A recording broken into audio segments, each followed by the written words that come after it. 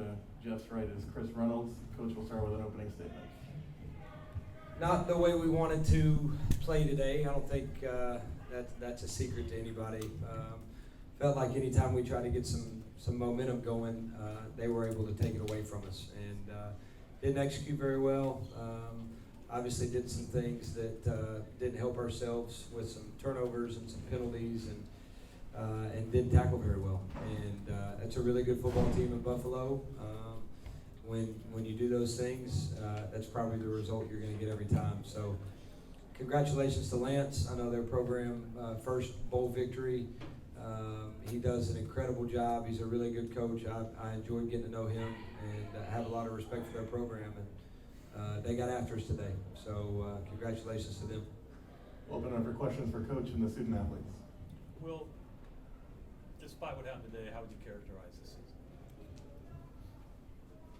A movie, you know. I mean, I told the guys in the locker room, I said, you know, today is not the outcome that I expected or wanted, but these guys have to realize what they've accomplished this year. And you're talking about a group that sat in the locker room the last time this happened, and we were 2-5 at Western Kentucky, and you're wondering how you find a way to win another one. Not 5 in a row, just one. And next thing you know, these guys responded, and they led us to play in an unbelievable bowl game in the Bahamas. I can't say enough about the hospitality that was shown all week long. You know, Makers Wanted, the Bahamas, Lee and Richard. I mean, this game is first class. They do it the right way with really good people, and we had a tremendous experience. These guys deserved it.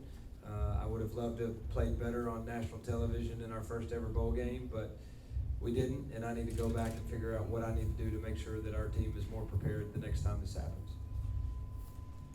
Chris, they were getting after you initially up front. Did that speed up the clock in your head a little bit to get the ball out quick? They're a great defense. They're very physical. They rally to the ball very well. But honestly, I think we had some self-inflicted wounds, and when you do that against a good team like this, it's just only going to hurt you. Jeff, 4 years with the team, or 5 years?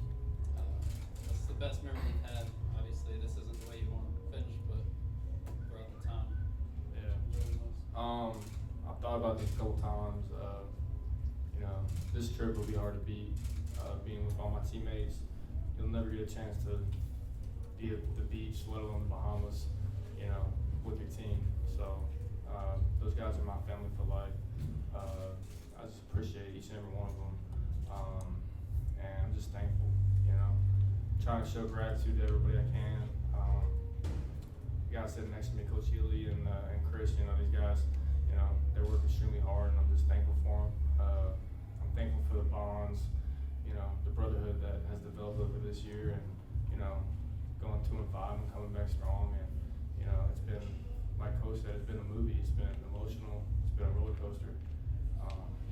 And I wouldn't have traded it for anything. Either of you, the whole team, obviously when you chose Charlotte, you saw something here you wanted to be here for. Would you have expected to be here, and how great does it feel to at least have gotten here and had the historic season that you guys had? Yeah, like, I've said this a couple times, but like, you know, freshman year, I was aware, and along with, you know, we had 25 guys, and I think maybe like 10 of them were still here, but, you know, we knew the Bahamas Bowl was going to be like, that's what we were shooting for.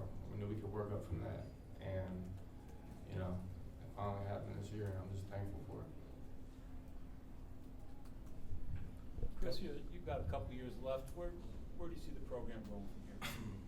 Yeah, I mean, we're losing a bunch of great leaders in Jeff Gemmell, Cam Clark, Benny O'May, Alex Highsmith, those guys. So obviously we're going to have to step up. People like me, Victor Tucker, Marquise Watts.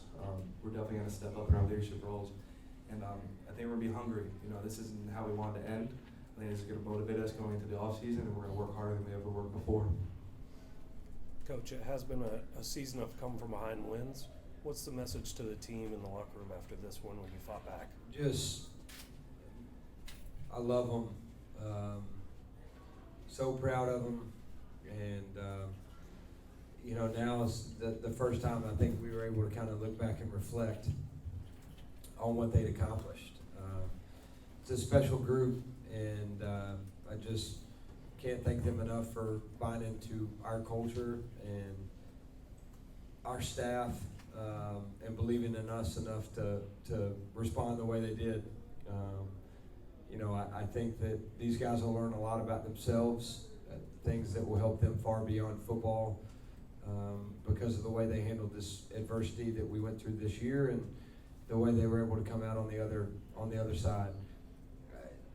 If you don't get chill bumps, I mean, I got choked up a bunch over the last 2 days with the pep rally, with the tailgate, with the fans that we had in the stands coming all the way to the Bahamas. Football's important at Charlotte, and this has been an unbelievable ride with a great group of young men, and we're not even close to where we're going to be, and so very proud of them, always am. The way they handled themselves all week long, they're professionals, they're grown men, and I wanted this one bad for them, but it's not going to dampen my feelings and my thoughts about what these guys were able to accomplish. Will a team like this, a season like this, be a standard or the standard that you want to? I mean, no, because they've now set a foundation, and they've broken a barrier that hasn't happened before. But I mean, Jeff will tell you, and obviously he played in his last game here.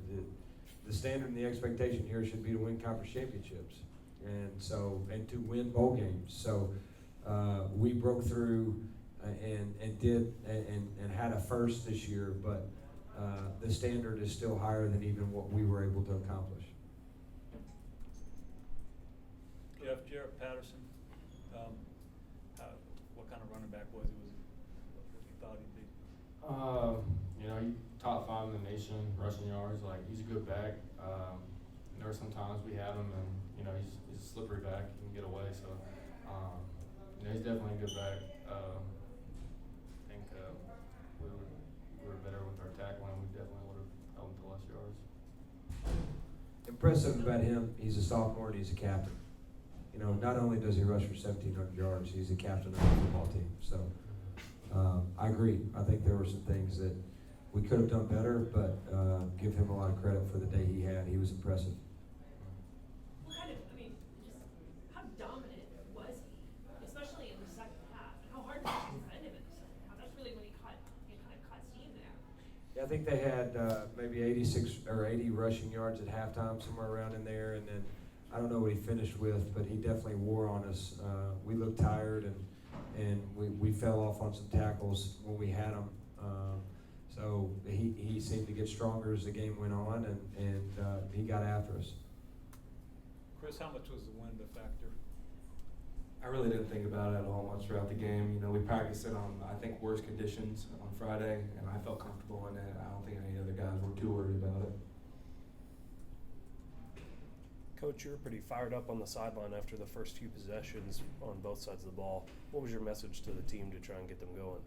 The frustrating thing for me at times this year, the standards and the expectations of wanting it more than the other team, playing harder than the other team, having more energy, passion, enthusiasm, and positivity than the other team, I didn't think we had. We looked passive, and we looked a little shell-shocked. I didn't want the moment to be too big for us, and I thought it was early in the game. Did all the fun times this week have anything to do with that?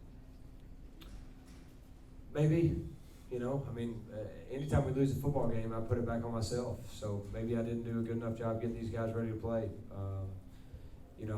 I don't know that. I don't regret the decision I made, but I think you can learn from the decisions you make. And so I thought it was the best thing for our football team to enjoy the experience, and I thought we were mature enough to be able to lock in, and I would say all the way up to game time we did. We still just looked a little tired, lethargic, and we didn't have a whole lot of energy. The other thing about it is should we have practiced tackling more in the two week, just leading up to the bowl game? Should we have done more live things that maybe would have helped us? That'll be something that I'll definitely look into. But again, when we lose a football game, it's my fault. Jeff, did you all feel tired or lethargic or anything coming into it, or? I mean, I don't think so. I thought we handled ourselves the way we should have, and football is a crazy game. Like sometimes you come out flat, sometimes you come out with energy, and it felt normal. After losing to Western Kentucky, you guys sat at 2-5. Victor Tucker told us Rome wasn't built in a day. You guys popped off 5 wins. Obviously, this is a lump, but you guys just reflect, all 3 of you, on the season itself.